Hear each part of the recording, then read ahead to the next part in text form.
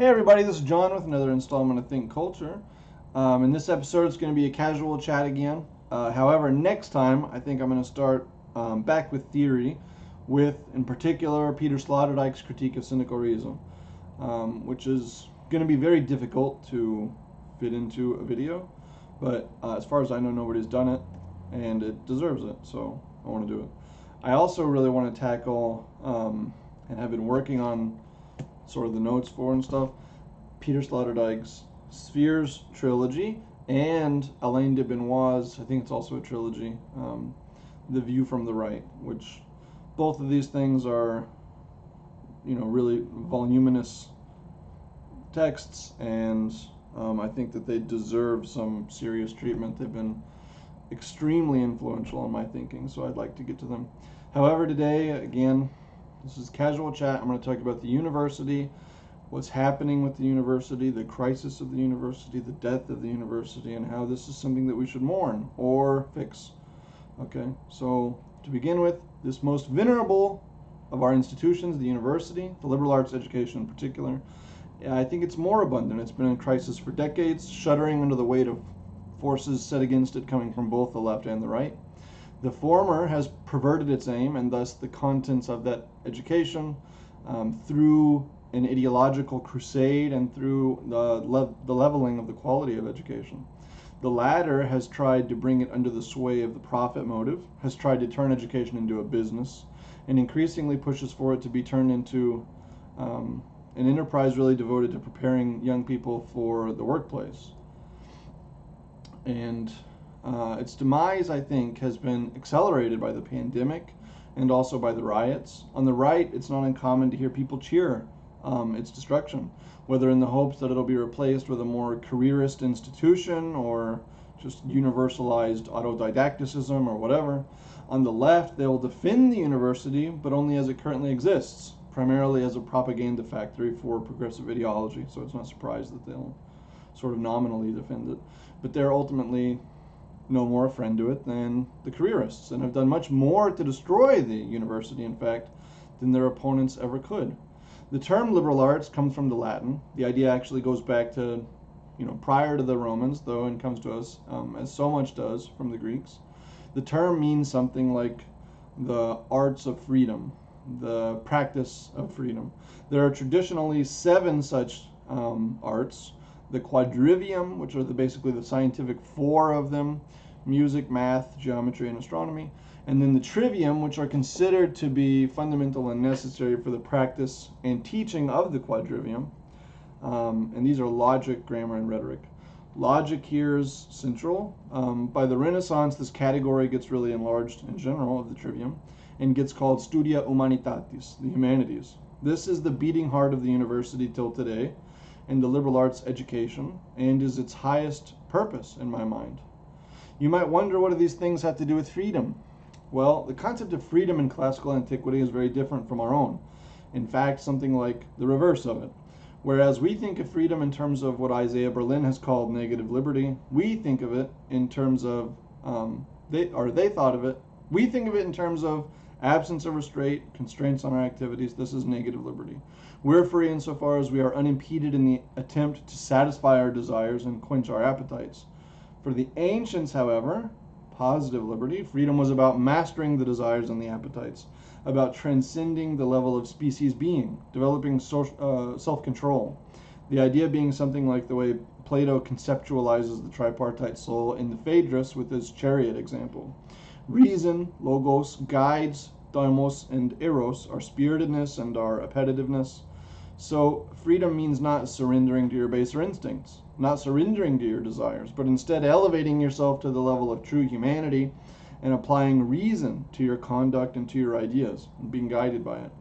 And for them, there was also a political and civic dimension to it. This form of freedom was seen as a kind of prerequisite for participation in the public sphere.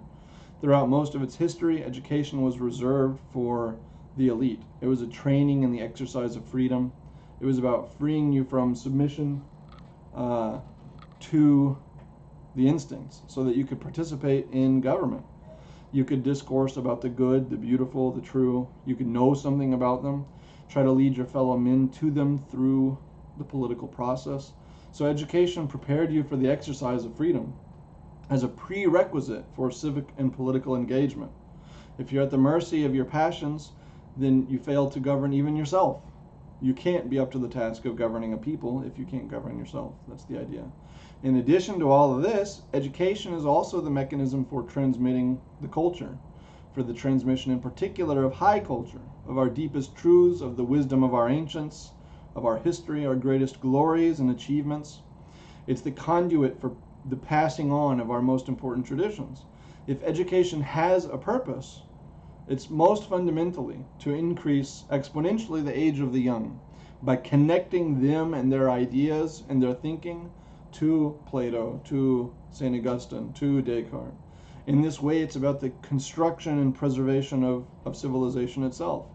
It provides density and seriousness to our discourse. It's about speaking to the ghosts of our fathers, like Hamlet, and engaging with their projects and their wisdom, and preserving intergenerational continuity, so that the next generation can inherit the world and can inherit this history rather than being orphaned by it.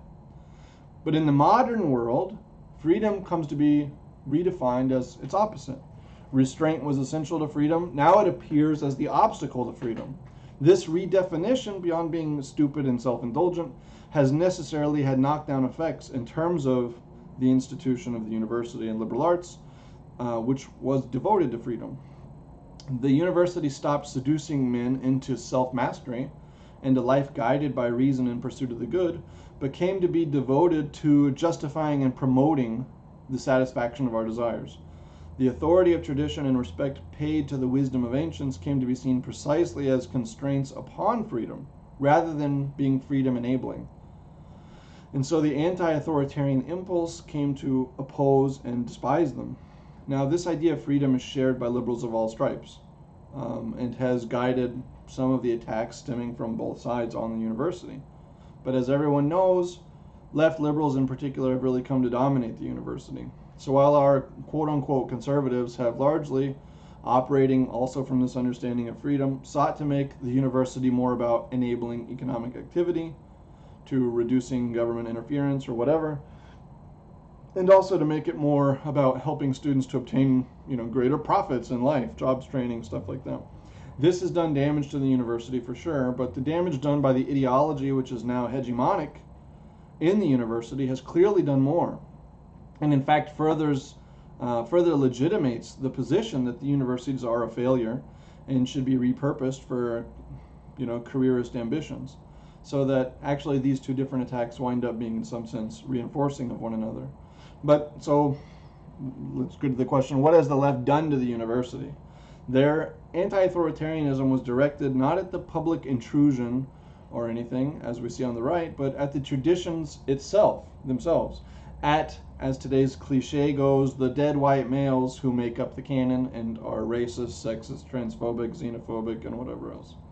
Actually, lots of important thinkers on the left traditionally have been very explicitly opposed to the universities and to public education, seeing it as an instrument for the social reproduction of our systems of oppression, so that it's dismantling, so that deposing these canonical figures, these systems of knowledge, becomes for them part of an emancipatory project. They make the university more about deculturing, de-educating, stripping away everything that society has done to pervert you. They don't want to prepare you for participation in the public sphere by acculturating you, by bringing you into the tradition. In some sense, they view the public sphere as a vector not of freedom, but of domination. So they've defended the private as against the public. This was what critical theory was largely about, to defend the private against the public intrusion. Interestingly, the word idiot comes from Greek too, and it refers to private persons. Private understood in this sense as privation, of being cut off from public life. So in this way, you could say the university sets itself the task now of producing idiots. And this is at its worst now in the humanities, which, as I said, is the heart and soul of the university. And all of this has also often been conceived within this kind of Gramscian framework that says that a political takeover is impossible without first seizing the culture and getting cultural ideological hegemony. That political revolutions simply mirror transformations which have already taken place within the minds of men. And so to this end, this is where the long march of the institutions through the institutions comes from. The institution, the institutions have to be subverted and taken over. Education being the most important one of them. All of this brings about in reality a kind of eternal present, actually. Stasis, stupefaction. They want to destroy history, as we're seeing now manifest concretely in terms of the destruction of public monuments. They want to destroy the culture because they view it as primarily oppressive. Because again, we're talking about constraints upon the private individual's pursuit of the satisfaction of our libidinal desires. Anything that constrains my activity as a private person, as an idiot, trying to just, get off and fulfill my momentary desires, is seen as oppressive and has to be destroyed. Whereas the precise opposite was true for the Greeks. Is true, remains true, and is what the liberal arts education is supposed to be devoted to. The truth is that this movement that we're seeing isn't really revolutionary at all. What we've seen in the universities isn't revolutionary at all. It can't be, because true revolutions are always Petrarchan. They're a return to, a retrieval of, a rebirth, a renaissance of the past and of our deepest traditions. Petrarch obviously being the father of humanism and the modern world. Cutting ourselves off from these resources, that's what Petrarch, the father of the Renaissance, called the Dark Ages. It's petrifaction and not progress at all. And the effect has been catastrophic on the quality of education and on the students. The ideological hegemony and the politicization itself is terrible to start and has a tremendous chilling effect.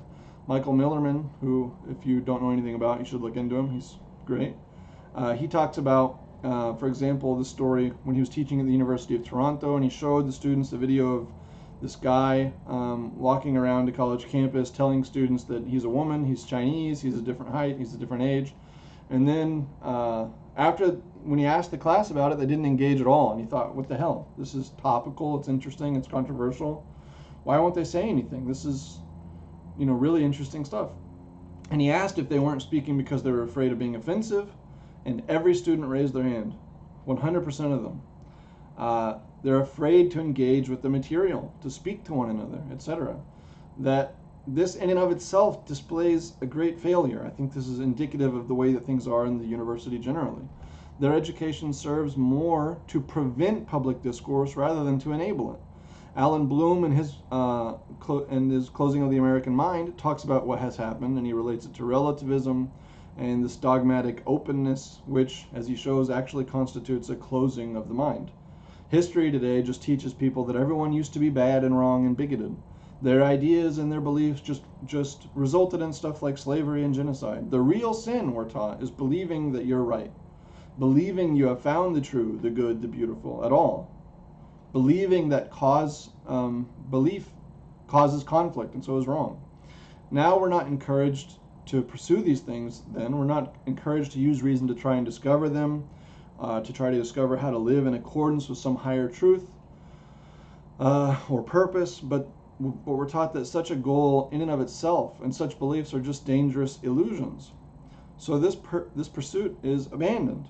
Openness rather than scholarship becomes the goal of education, and the only bad people are the ones who supposedly aren't open. People who have some definite concept of the good. These are the people we should cancel. Although they claim to be multicultural in the university, to love other cultures, etc., they actually aren't interested in them at all anymore, and virtually never know anything about them. You see this in students that come out of the schools today. Nor anything about any other historical period. Although every historical period is basically treated as bad and wrong a priori anyway, so why learn about them? Dismissed out of hand from the beginning, so there's no need to learn anything about them. The rioters shout, I've seen this on video, who is this guy anyway, before they topple monuments to abolitionists that happen to have been paid for by freed slaves. It doesn't matter anyway. In the past, everyone was bad. We don't need to learn anything about them. So this is a closure. Neither the past nor any other cultures can actually teach us anything. There's nothing to learn from them except that there's this sort of drab diversity out there of different peoples with different values, and they're all equal, equally pointless and empty. Values are just relative. That's the only lesson to be drawn from diversity, according to these people. And of course, this also is a kind of imperialism, really, ironically, because in America you can have any identity and any lifestyle and any values and any beliefs you want. You can be a Buddhist today, a Wiccan tomorrow, one of the new atheists on Thursday. Ideas may as well just be fashion. Insofar as we have any ideas at all, that is, they're fungible, they're commoditized. And America uniquely knows this thing, this one truth, the one ultimate value of relativism and openness. That's our dogmatism. We can live however we choose here. Of course, again, this means a slavery to the present. Nothing new can ever be truly new, enlightening, inspiring, or revolutionary, because we dismiss the possibility that we could ever learn anything true about the good. So obviously there's no need to change, except in the sense of fashion, to change your gender, like changing a hat. People still talk as though things like gender essentialism are a big threat to society. No, the threat is in everything in essentialism. The essence of everything has gotten the boot. Nothing has any density anymore, and it can't, because our minds are closed by this stupid, ignorant openness. I meet people who are history majors in grad school, at serious schools, who know nothing about history at all, and who, in fact, hate history, who think, worse than Marx, that history isn't the history of class conflict, it's the history of dead white guys, and so needs to be thrown in the garbage. Replaced with what? Nothing. Platitudes. So because of this, we can't evolve as a culture. We're too cynical. Everything is deconstructed before we get the construct in the first place. And this notion has spread like a cancer through the university, gradually replacing the knowledge of every discipline with some formulaic, cliche dismissal of that very discipline, so that people graduate with these degrees only knowing that they're worthless, and that everyone who has ever contributed to the discipline was a terrible and wrong person, except for those, of course, in the last few decades who have said as much. And those people are to be believed dogmatically. This is a training in the reflexive rejection of knowledge, rejection of wisdom, of the traditions the university is supposed to be passing on. No one learns anything. We're without a doubt the stupidest people that has ever existed on the face of the earth. That's how badly our universities are failing. We're dumb, uneducated, dogmatic, conformist. We speak in cliches and platitudes. We're cowardly. That's what this kind of education produces. We get iconoclasm, not out of some deep-seated beliefs and fanaticism, but because the past has become incomprehensible to us anyway. These statues stand there as a testament to our stupidity, so they offend us, and they need to be brought down. We don't respect art, and the quote-unquote art we produce is trash, because we don't understand art. We look at a painting from the Renaissance, and it's just form and color. It can't be more than that, because we know nothing of history. We know nothing of Greek mythology or Roman mythology, nothing of the biblical stories. So of course it makes sense that when our so-called great artists paint they paint squares and triangles, they fill tins with their feces, make sculptures that are just randomly twisted wire. They might as well. That's how we see ourselves, because we've lost connection to our past.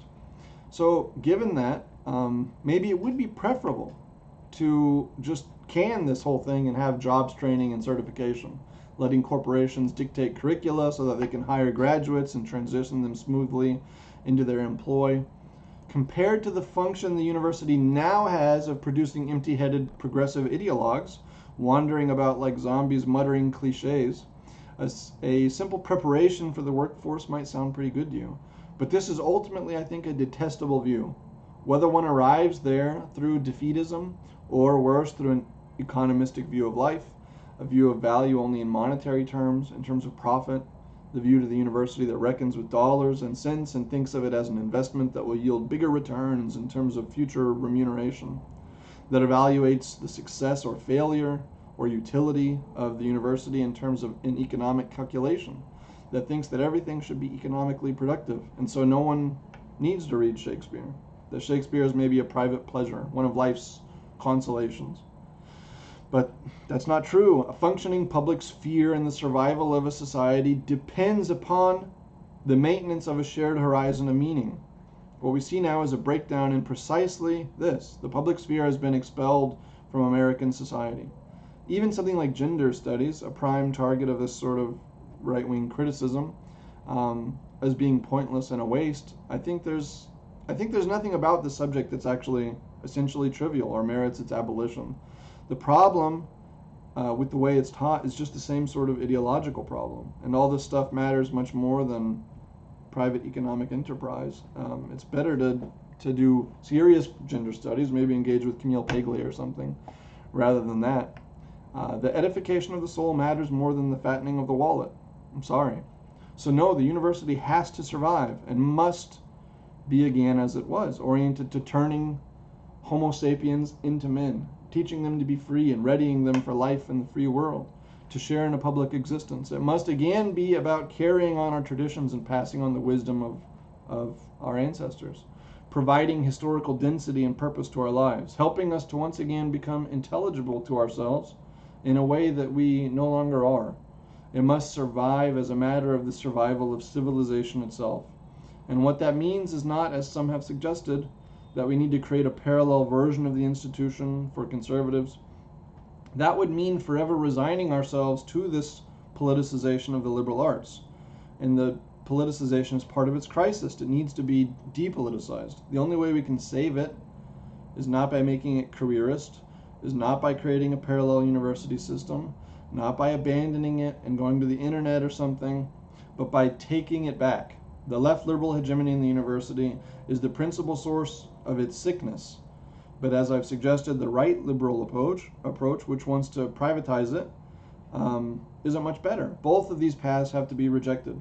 The university can only be saved by taking it back for our culture, in the name of our traditions, only by restoring it to its original purpose. And unless that happens, civilization is over. Thank you. It's been John with Think Culture. Don't simply react, but think.